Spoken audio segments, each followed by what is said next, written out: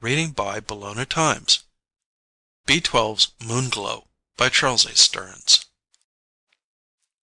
Among the metal persons of Phobos, robot B-12 held a special niche.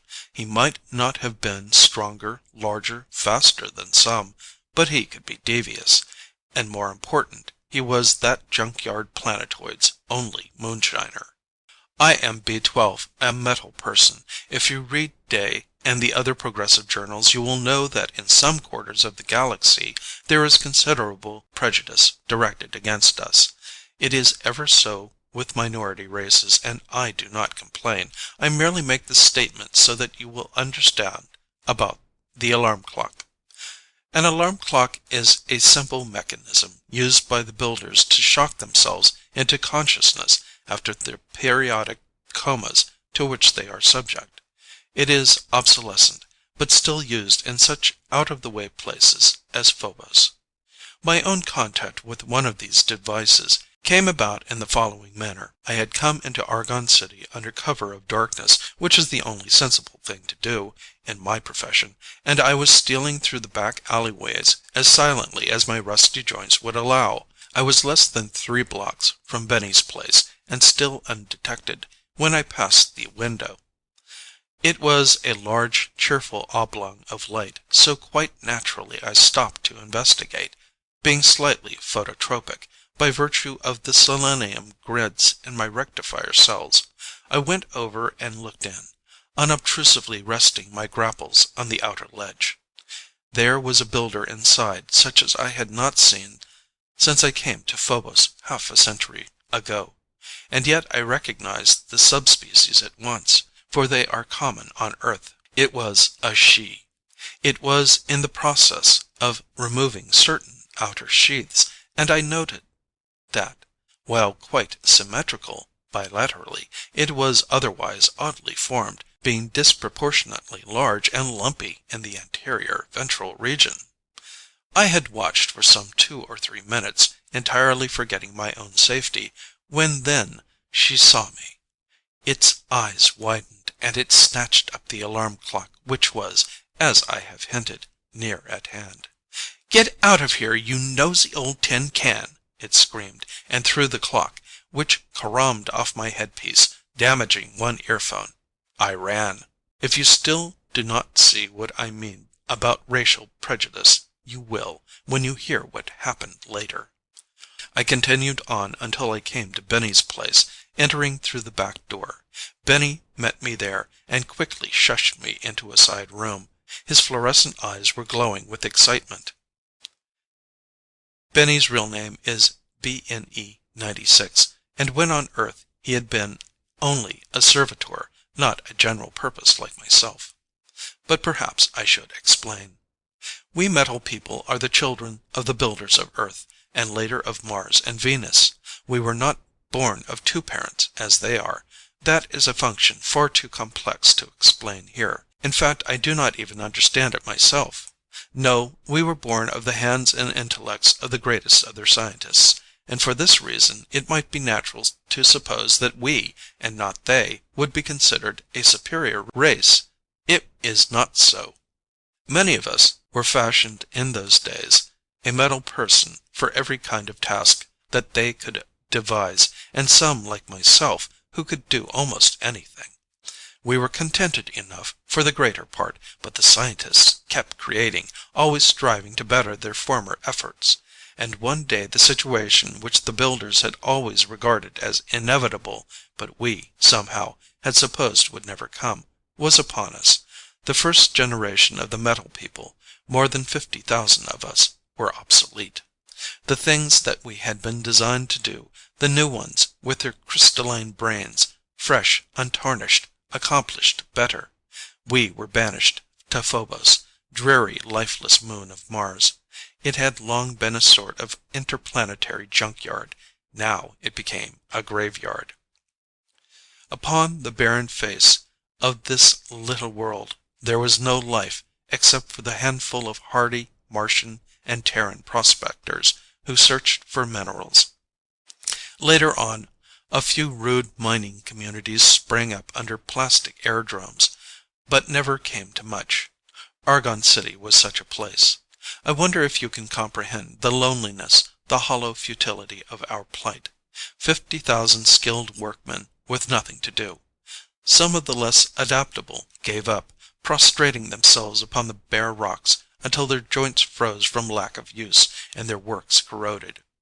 Others served the miners and prospectors, but their needs were all too few.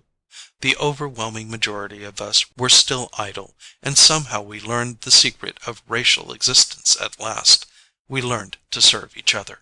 This was not an easy lesson to learn. In the first place, there must be motivation involved in racial preservation. Yet we derived no pleasure out of the things that make the builders wish to continue to live. We did not sleep, we did not eat, and we were not able to reproduce ourselves. And besides, this latter, as I have indicated, would have been pointless with us. There was, however, one other pleasure of the builders that intrigued us. It can best be described as a stimulation produced by drenching their insides with alcoholic compounds, and is a universal pastime among the males and many of the shes. One of us, R-47, I think it was, rest him, tried it one day. He pried open the top of his helmet and poured an entire bottle of the fluid down his mechanism. Poor R-47. He caught fire and blazed up in a glorious blue flame that we could not extinguish in time. He was beyond repair, and we were forced to scrap him. But he was not a sacrifice in vain. He had established an idea in our ennui-bursting minds, an idea which led to the discovery of Moonglow. My discovery, I should say, for I was the first. Naturally, I cannot divulge my secret formula for Moonglow.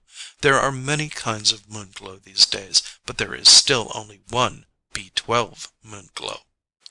Suffice it to say that it is a high-octane preparation, only a drop of which, but you know the effects of Moonglow, of course.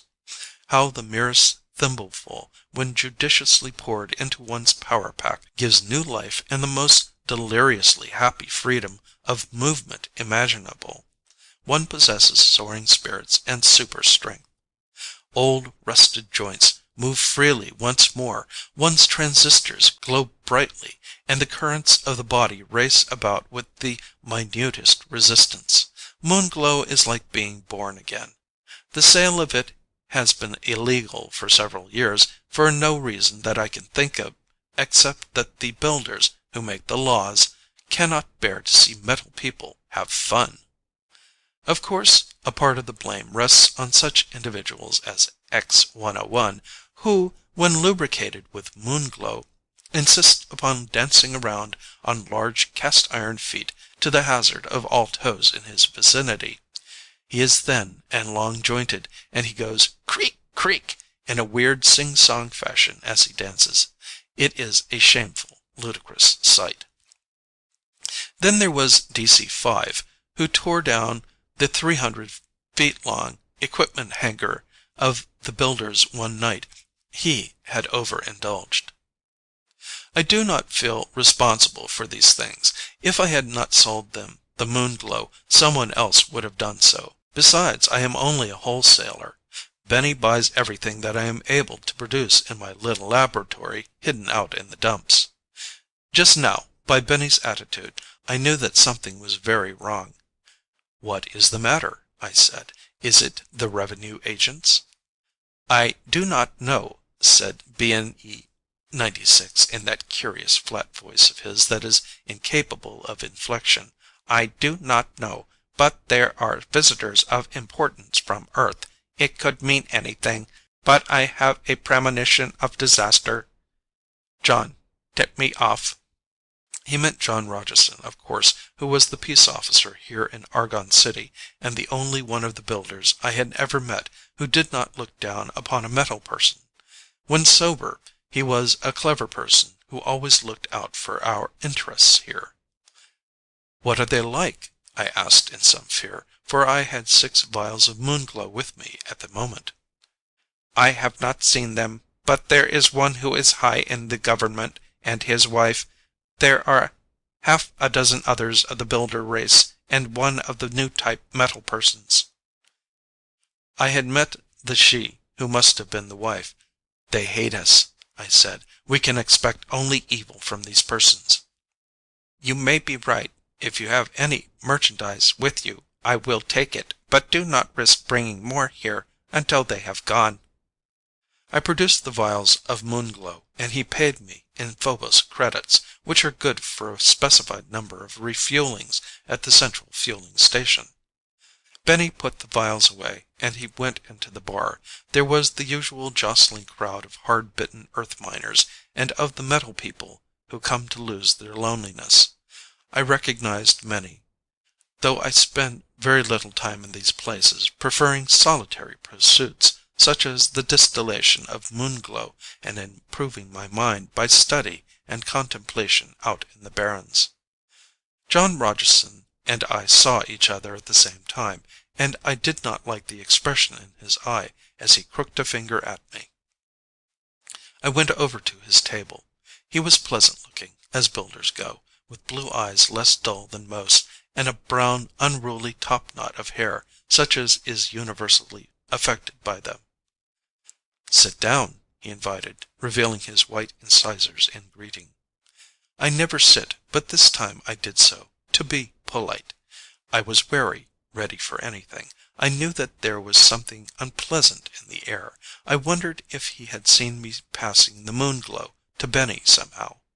Perhaps he had barrier, penetrating vision, like the Z group of metal people. But I had never heard of a builder like that. I knew that he had long suspected that I made Moonglow. "What do you want?" I asked cautiously. "Come on now," he said. "Loosen up. Limber those stainless steel hinges of yours and be friendly." That made me feel good. Actually, I am somewhat pitted with rust, but he never seems to notice, for he is like that.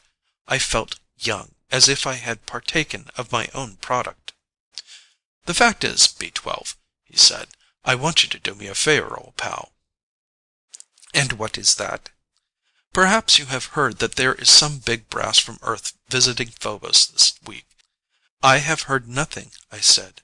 It is often helpful to appear ignorant when questioned by the builders, for they believe us to be incapable of misrepresenting the truth. The fact is, though it is an acquired trait and not built into us, we general purposes can lie as well as anyone. "Well, there is. A Federation senator, no less. Simon F. Langley. It's my job to keep them entertained. That's where you come in." I was mystified. I had never heard of this Langley, but I know what entertainment is. I had a mental image of myself singing or dancing before the senator's party. But I cannot sing very well, for 3 of my voice reeds are broken and have never been replaced, and lateral motion, for me, is almost impossible these days. "I do not know what you mean," I said. "There is J66. He was once an entertainment—" "No, no," he interrupted. "You don't get it. What the senator wants is a guide. They're making a survey of the dumps, though I'll be damned if I can find out why. And you know the dumps better than any metal person, or human, on Phobos." So that was it. I felt a vague dread, a premonition of disaster. I had such feelings before, and usually with reason. This, too, was an acquired sensibility, I am sure. For many years I have studied the builders, and there is much to be learned of their mobile faces and their eyes. In John's eyes, however, I read no trickery, nothing. Yet, I say, I had the sensation of evil. It was just for a moment, no longer. I said I would think it over. Senator Langley was distinguished. John said so. And yet he was cumbersomely round, and he rattled incessantly of things into which I could interpret no meaning. The she who was his wife was much younger, and sullen, and unpleasantly I sensed great rapport between her and John Rogerson from the very first. There were several other humans in the group. I will not call them builders, for I did not hold them to be, in any way, superior to my own people. They all wore spectacles, and they gravitated about the round body of the senator, like minor moons, and I could tell that they were some kind of servitors. I will not describe them further. MS-33 I will describe. I felt an unconscionable hatred for him at once. I cannot say why, except that he hung about his master obsequiously, power pack smoothly purring, and he was slim-limbed, nickel-plated, and wore, I thought, a smug expression on his visiplate. He represented the New Order, the ones who had displaced us on Earth. He knew too much, and showed it at every opportunity. We did not go far that first morning. The half-track was driven to the edge of the dumps. Within the dumps one walks, or does not go. Phobos is an airless world, and yet so small that rockets are impractical. The terrain is broken and littered with the refuse of half a dozen worlds, but the dumps themselves, that is different. Imagine, if you can, an endless vista of death, a sea of rusting corpses of spaceships and worn-out mining machinery, and of those of my race whose power packs burned out or who simply gave up, retiring into this endless, corroding limbo of the barrens. A more somber sight was never seen, but this fat ghoul, Langley, sickened me. This shame of the builder race, this atavism, this beast, rubbed his fat, impractical hands together with an ungodlike glee. "Excellent," he said. "Far, far better, in fact, than I had hoped." He did not elucidate. I looked at John Rogerson. He shook his head slowly. "You there, robot," said Langley, looking at me. "How far across is this place?" The word was like a blow. I could not answer. MS-33, glistening in the dying light of Mars, strode over to me, clanking heavily up on the black rocks. He seized me with his grapples and shook me until my wiring was in danger of shorting out. "Speak up when you are spoken to, archaic mechanism," he grated. I would have struck out at him, but what use, except to warp my own aging limbs? John Rogerson came to my rescue. "On Phobos," he explained to Langley, "we don't use that word, robot. These folk have been free a long time. They've quite a culture of their own nowadays, and they like to be called metal people. As a return courtesy, they refer to us humans as builders. Just a custom, Senator, but if you want to get along with them—" "Can they vote?" said Langley, grinning at his own sour humor. "Nonsense," said MS-33. "I am a robot, and proud of it. This rusty piece has no call to put on airs." "Release him," Langley said. "Droll fellows, these discarded robots. Really nothing but mechanical dolls, you know. But I think the old scientist made a mistake, giving them such human appearance and such obstinate traits." Oh, it was true enough from his point of view. We had been mechanical dolls at first, I suppose, but 50 years can change one. All I know is this. We are people. We think and feel, and are happy and sad, and quite often we are bored stiff with this dreary moon of Phobos. It seared me.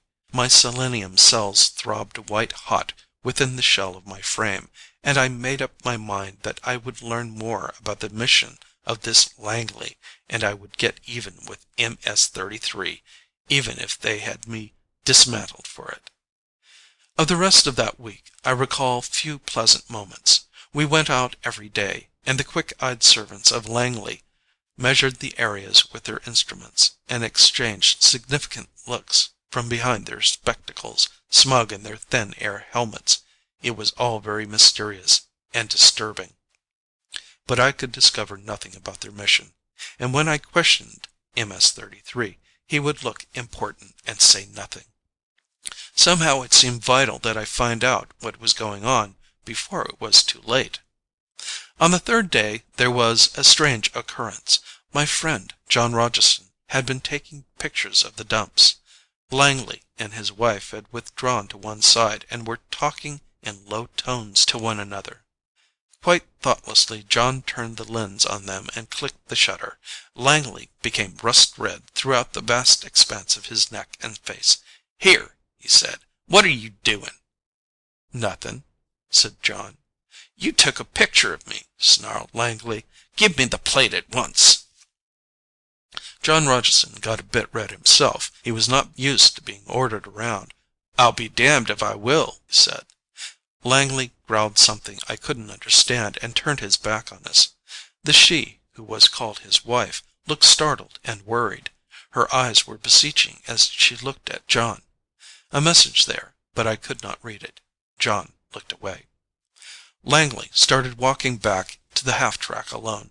He turned once, and there was evil in his gaze as he looked at John. "You will lose your job for this impertinence," he said with quiet savagery, and added enigmatically, "Not that there will be a job after this week anyway." Builders may appear to act without reason, but there is always a motivation somewhere in their complex brains, if one can only find it, either in the seat of reason or in the labyrinthine inhibitions from their childhood. I knew this because I had studied them, and now there were certain notions that came into my brain which, even if I could not prove them, were no less interesting for that. The time had come to act.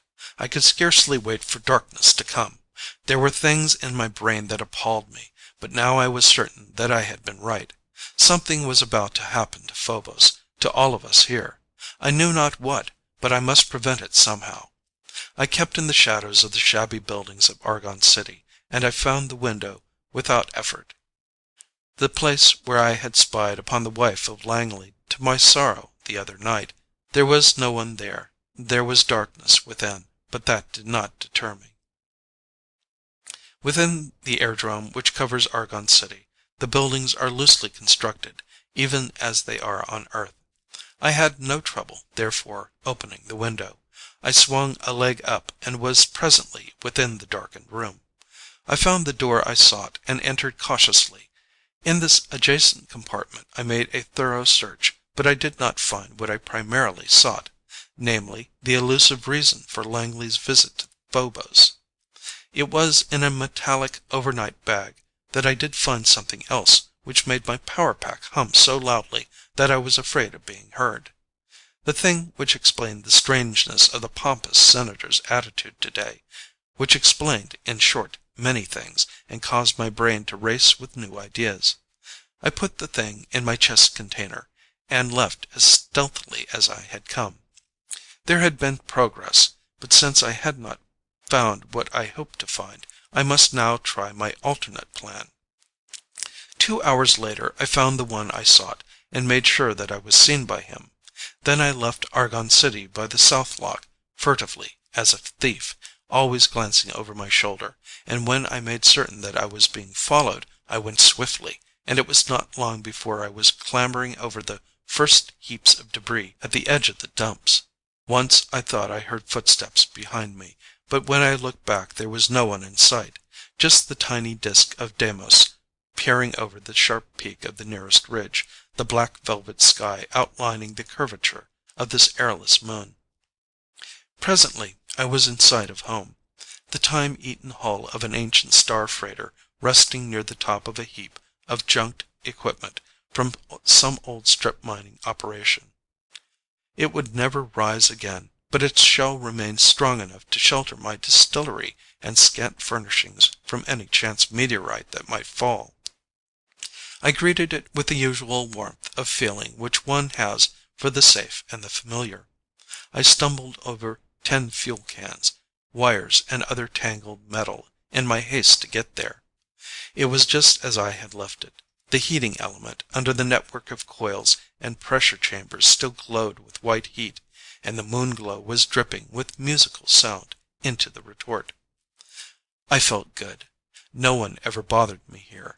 This was my fortress, with all that I cared for inside. My tools, my work, my micro-library. And yet I had deliberately... Something, a heavy foot, clanked upon the first step of the man-port through which I had entered. I turned quickly.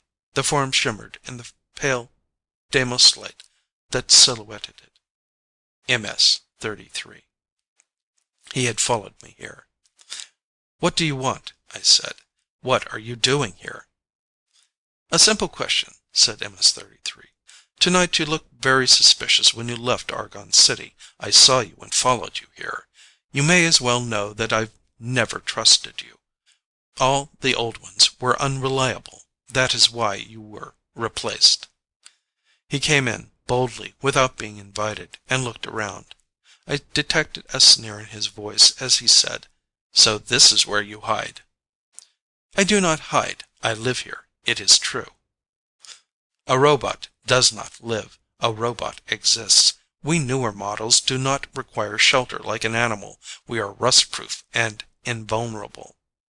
He strode over to my micro-library, several racks of carefully arranged spools, and fingered them irreverently. "What is this?" "My library." "So, our memories are built into us. We have no need to refresh them." "So is mine," I said, "but I would learn more than I know." I was stalling for time, waiting until he made the right opening. "Nonsense," he said. "I know why you stay out here in the dumps masterless. I have heard of the forbidden drug that is sold in the mining camps, such as Argon City. Is this the mechanism?" He pointed at the still. Now was the time. I mustered all my cunning, but I could not speak. Not yet. "Never mind," he said. "I can see that it is. I shall report you, of course. It will give me great pleasure to see you dismantled. Not that it really matters, of course, now." There it was again, the same frightening illusion that Langley had made today. I must succeed. I knew that MS-33, for all his brilliance and newness and vaunted superiority, was only a secretarial. For the age of specialism was upon Earth, and general-purpose models were no longer made. That was why we were different here on Phobos.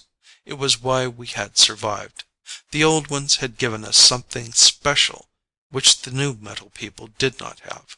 Moreover, MS-33 had his weakness. He was larger, stronger, faster than me, but I doubted that he could be devious. "You are right," I said, pretending resignation. "This is my distillery. It is where I make the fluid which is called Moonglow by the metal people of Phobos. Doubtless you are interested in learning how it works." "Not even remotely interested," he said. "I am interested only in taking you back and turning you over to the authorities." "It works much like the conventional distilling planets of Earth," I said, "except that the basic ingredient, a silicon compound, is irradiated as it passes through zirconian tubes to the heating pile, where it is activated and broken down into the droplets of the elixir called Moonglow. You see the golden drops falling there. It has the excellent flavor of fine petroleum, as I make it. Perhaps you'd care to taste it. Then you could understand that it is not really bad at all. Perhaps you could persuade yourself to be more lenient with me." "Certainly not," said MS-33. "Perhaps you are right," I said after a moment of reflection. I took a syringe, drew up several drops of the stuff, and squirted it into my carapace, where it would do the most good. I felt much better. "Yes," I continued, "certainly you are quite correct, now that I think of it. You newer models would never bear it. You weren't built to stand such things. Nor, for that matter, could you comprehend the exquisite joys that are derived from Moonglow. Not only would you derive no pleasure from it, but it would corrode your parts, I imagine, until you could scarcely crawl back to your master for repairs." I helped myself to another liberal portion. "That is the silliest thing I've ever heard," he said. "What?" "I said, it's silly. We are constructed to withstand 100 times greater stress and twice as many chemical actions as you were. Nothing could hurt us. Besides, it looks harmless enough. I doubt that it is hardly anything at all." "For me, it is not," I admitted. "But you—" "Give me the syringe, fool!" "I dare not." "Give it here!" I allowed him to wrest it from my grasp. In any case, I could not have prevented him. He shoved me backwards against the rusty bulkhead with a clang. He pushed the nozzle of the syringe down into the retort and withdrew it filled with Moonglow. He opened an inspection plate in his ventral region and squirted himself generously. It was quite a dose. He waited for a moment. "I feel nothing," he said finally. "I do not believe it is anything more than common lubricating oil." He was silent for another moment. "There is an ease of movement," he said. "No paralysis?" I asked. You stupid, rusty old robot!" He helped himself to another syringeful of Moonglow. The stuff brought 20 credits an ounce, but I did not begrudge it him. He flexed his superbly articulated joints in 3 directions, and I could hear his power unit building up within him to a whining pitch. He took a shuffling sidestep, and then another, gazing down at his feet with arms akimbo. "The light gravity here is superb, superb, superb, superb, superb," he said, skipping a bit. "Isn't it?" I said. "Almost negligible," he said. "True." "You have been very kind to me," MS-33 said. "Extremely, extraordinarily, incomparably, incalculably kind." He used up all the adjectives in his memory pack. "I wonder if you would mind awfully much if—" "Not at all," I said. "Help yourself. By the way, friend, would you mind telling me what your real mission of your party is here on Phobos? The senator forgot to say." "Secret," he said. "Horribly top secret. As a dutiful servant of Earth, I could not, of course, divulge it to anyone. If I could—" his neon eyes glistened. "If I could, you would, of course, be the first to know. The very first." He threw one nickel-plated arm around my shoulder.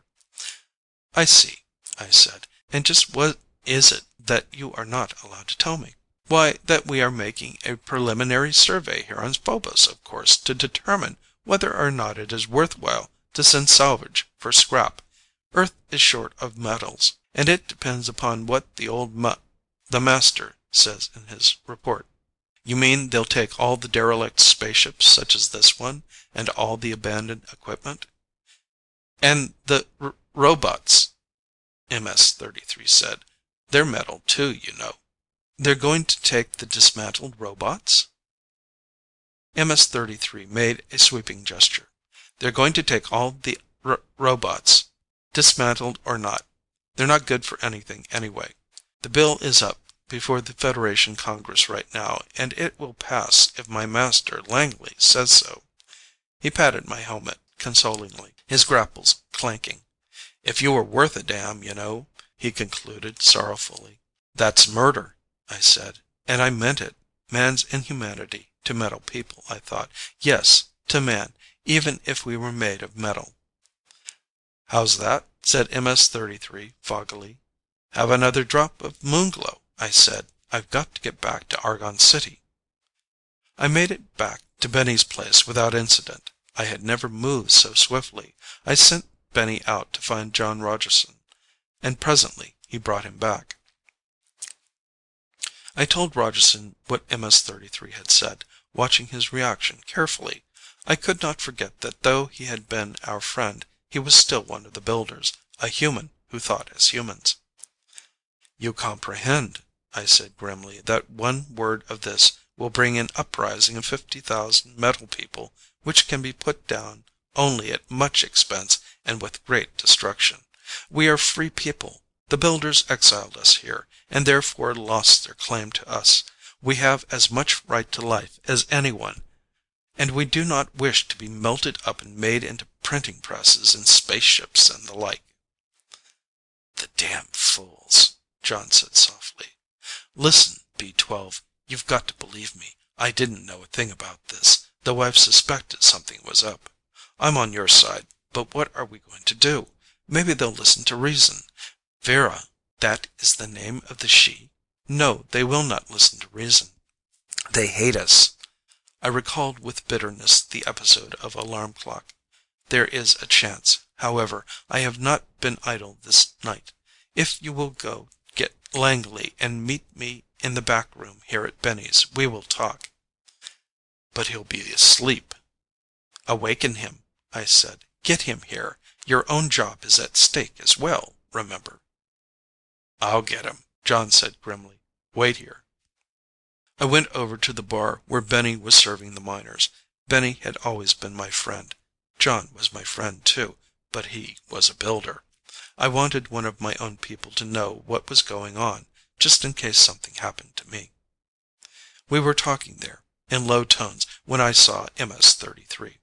He came in through the front door, and there was purposefulness in his stride that had not been there when I left him back at the old hulk. The effects of the Moonglow had worn off much quicker than I had expected. He had come for vengeance. He would tell about my distillery, and that would be the end of me. There was only one thing to do, and I must do it fast. "Quick," I ordered Benny. "Douse the lights." He complied. The place was plunged into darkness. I knew that it was darkness, and yet, you comprehend, I still sensed everything in the place, for I had the special visual sensory system bequeathed only to the general purposes of a bygone age. I could see, but hardly anyone else could. I worked swiftly, and I got what I was after in a very short time. I ducked out of the front door with it, and threw it in a silvery arc as far as I could hurl it. It was an intricate little thing which could not, I am sure, have been duplicated on the entire moon of Phobos. When I returned, someone had put the lights back on, but it didn't matter now. MS-33 was sitting at one of the tables, staring fixedly at me. He said nothing. Benny was motioning for me to come into the back room. I went to him. John Rogerson and Langley were there. Langley looked irritated. He was mumbling strangled curses and rubbing his eyes. Rogerson laughed. "You may be interested in knowing, B-12, that I had to arrest him to get him here. This had better be good." "It is all bad," I said. "Very bad, but necessary." I turned to Langley. "It is said that your present survey is being made with the purpose of condemning all of Phobos, the dead and the living alike, to the blast furnaces and the metal shops of Earth. Is this true?" "Why, you impudent, miserable piece of tin!